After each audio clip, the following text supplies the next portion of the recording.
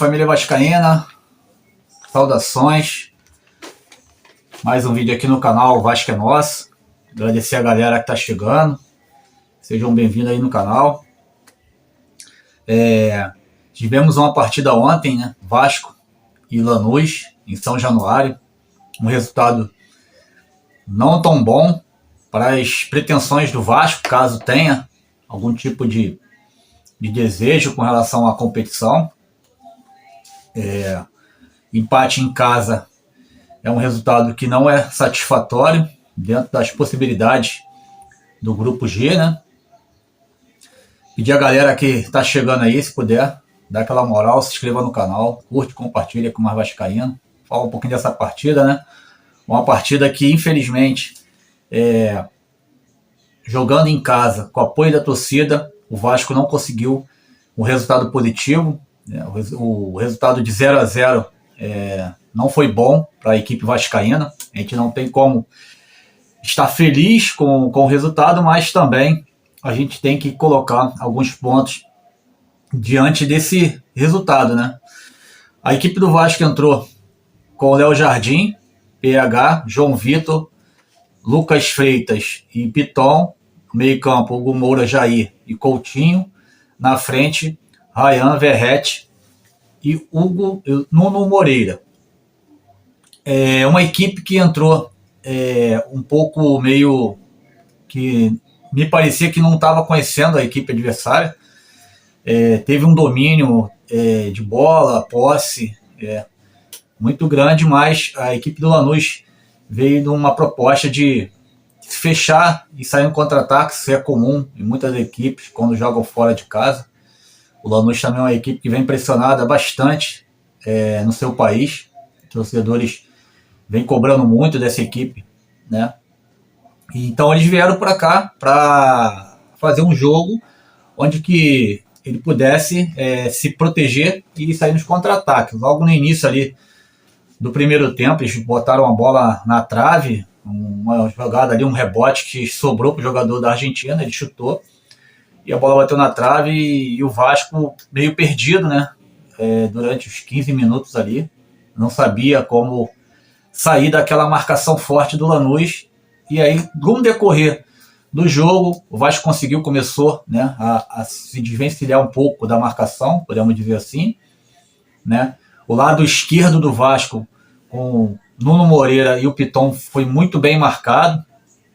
Isso é critério das equipes adversárias, sabe qual é o forte do Vasco, então eles fizeram essa tática de marcar mais o lado esquerdo da equipe vascaína, com o Nuno Moreira, que vem fazendo um bom trabalho no Vasco, o Piton, que vem acertando bem os cruzamentos para as conclusões do Verrete, né? E aí o Vasco também, dentro da partida, conseguiu explorar um pouco mais o lado direito com o PH. O PH fez uma boa partida, saiu em muitas jogadas ali naquele corredor direito ali, né, fazendo jogadas junto com o Ryan. Eu achei que a dupla deu certo ali em determinados momentos. Fizeram alguns ataques ali perigosos. O Verrete, em algumas jogadas, tentou achar também uma maneira de sair um pouco dentro da área, ficar muito fechado, fixo dentro da área, para tentar também tirar um pouco mais da marcação, que é muito forte em cima dele. E ontem foi uma marcação muito forte. E aí, em determinados momentos, até o Verrete fez um passe para o Coutinho, só que foi no pé errado, né? Foi no pé esquerdo. Se faz ali o passe, se vai no pé direito do Coutinho, possivelmente a gente teria felicidade aí no chute e quem sabe o gol da partida, mas ficou um jogo muito forte na marcação da equipe do Lanús e o Vasco tentando se desvencilhar, girando bola para lá e para cá, mas não teve uma definição. Um chute de fora da área teve uns dois ali, um do próprio Coutinho de fora de longe, a bola subiu, uma do Ryan que bateu na zaga da equipe do Lanús, que estava muito bem fechada ali.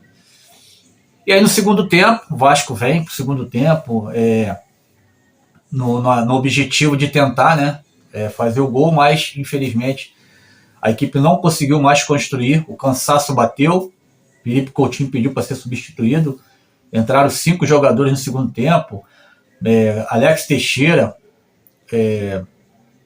Lucas Zuccarello, Adson, Matheus Carvalho e Paulinho substituíram jogadores como Jair, Coutinho, próprio Ryan, o Nuno Moreira e o Hugo Moura também saíram. Então, a equipe do Vasco extremamente diferente no segundo tempo, onde que o Zuccarello é um atacante, tentou ali algumas jogadas, mas sem muito sucesso, infelizmente, mas é uma equipe desgastada, a gente sabe. Teve um jogo muito forte contra o Flamengo no sábado, a equipe se exigiu muito na marcação, a equipe do Flamengo exige muito a equipe marcar, e o Vasco teve esse trabalho extremo no sábado, e agora, na partida de ontem, terça-feira, o Vasco também se exigindo muito, tentando buscar o máximo possível o ataque, mas a equipe do Lanús se plantou bem na marcação, fez um jogo reativo, forte, e era a proposta da equipe adversária, isso não tem como fugir, jogando fora, isso acontece em muitos jogos. Vai acontecer diferente contra eles mesmo lá na Argentina, lá eles vão vir para o jogo, e o Vasco pode se preparar muito bem para também ser uma equipe reativa, e quem sabe com a velocidade dos jogadores de ataque e com a eficácia do Verratti, a gente possa sair com resultado positivo. O próximo jogo da Sul-Americana será contra o Porto Cabelo, no dia 7 de maio. Esse jogo vai ser lá, na casa do adversário. Mas a gente, já no jogo contra o Porto Cabelo, a gente já vai saber como é que vai estar a tabela, porque dia 6, um dia antes, jogam Melgar e Lanús. O Lanús vai sair, mais um jogo fora, vai pegar o Melgar, que venceu ontem o Porto Cabelo 1-0. Então, o grupo tá equilibrado, Lanús com 5, Vasco com 5 e o Melgar com 4. E o Porto Cabelo com 1 ponto. E esse adversário que nós vamos jogar contra ele no dia 7. Então, Sul-Americana ainda não tem assim uma definição, podemos dizer assim. Os favoritos aí, Lanús e Vasco, né? Tá bem claro aí o favoritismo dos dois. Mas o Melgar por fora parece que está querendo beliscar aí também, atrapalhar um pouco a vida do Vasco e do Lanús. Então vamos ver, no decorrer ainda tem mais 3 jogos do Vasco, 2 fora e 1 em casa. A gente pega, como eu disse, Porto Cabelo, depois o Lanús e o último jogo contra o Melgar aqui em São Januário. Não podemos imaginar de empatar ou perder para essa equipe, senão a gente vai estar dando um adeus aí, quem sabe até na última partida. Então o Vasco precisa responder o mais rápido possível esse jogo. Infelizmente, o calendário não ajuda muito, o cansaço bate, né? O Vasco agora tem um período aí, teoricamente, degenerativo hoje, quem sabe. Amanhã, partir para os treinos aí, tentar um tático aí, um técnico, para poder já viajar na sexta ou no sábado, para o jogo de domingo contra o Cruzeiro, lá em Uberlândia. Jogo esse do Campeonato Brasileiro. O Vasco viaja para Minas Gerais e encara o Cruzeiro lá no Parque do Sabiá, em Uberlândia, Minas Gerais. Então essa saga aí, né, o Vasco, durante esse início de ano de 2025, tentando aí, né, de alguma forma trazer bons resultados, sendo que de ontem não foi muito bom. Uma lembrança, né, que a gente pode, se o copo meio aí, a gente pode enxergar ele meio cheio, é que o Vasco em 2 jogos não leva gols. Então a zaga do Vasco com João Vitor e Lucas Freitas vem jogando e não vem sofrendo gols. O Léo Jardim também fazendo um excelente papel aí. Então 2 jogos, 0-0 contra o Flamengo, 0-0 contra o Lanús, e conseguindo dar uma consistência defensiva aí para a equipe do Vasco, já que a gente está na ausência aí do Maurício Lemos, está contundido, ainda não retornou.